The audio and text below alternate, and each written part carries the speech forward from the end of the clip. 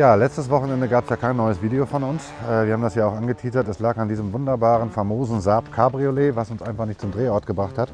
Und schuld daran war die Lichtmaschine.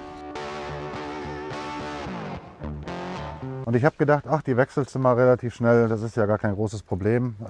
Wohl wissend, dass Lichtmaschinen eigentlich relativ schnell zu wechseln sind. Zumindest bei alten Autos. Das ist bei diesem Auto übrigens nicht der Fall. Also der hat hier noch so eine Gasanlage, die ich noch nie in Funktion hatte. Das macht das Ganze noch mal komplizierter. Und wenn man hier so oben reinguckt, sieht man, dass es gar keine Lichtmaschine zu sehen gibt. Die liegt nämlich unter dem Auto. Heißt, man braucht erstmal tatsächlich eine Bühne. Es gibt vielleicht auch Leute, die können das ohne Bühne.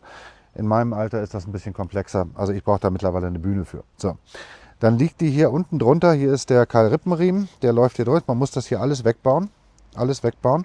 Und es gibt auch Leute, die bauen dann hier diese Domstrebe weg. Ich musste hier diesen ganzen Blödsinn wegbauen von der Gasanlage, damit ich da überhaupt rankomme. So, und dann ist die so dermaßen dämlich verschraubt, dass man hier im Prinzip den Motor leicht anheben muss und sie dann von unten lösen muss.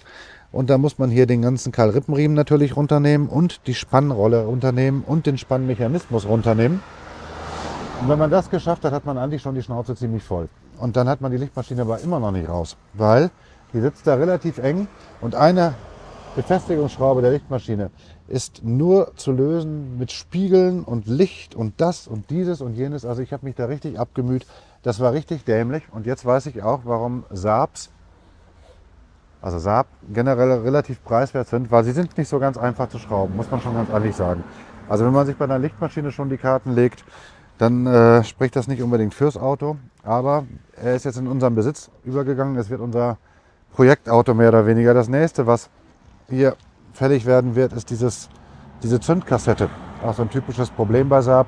Ich werde mich da erstmal durchstängeln, also er zeigt permanente Fehlermeldungen an. Ich versuche es erstmal mit einem Zündkerzentausch und gucke mal weiter, was diese Zündkassette tatsächlich hat. Die kostet neu ca. 300 Euro. Es gibt auch wohl welche für 150. Aber das ist natürlich eine Menge Geld, ist ja fast so teuer wie das ganze Auto. Also wir werden euch auch darüber weiter auf dem Laufenden halten. Wie gesagt, Lichtmaschine beim 9.3, 9.5 zu wechseln ist kein wirklicher Spaß. Nur damit ihr es wisst.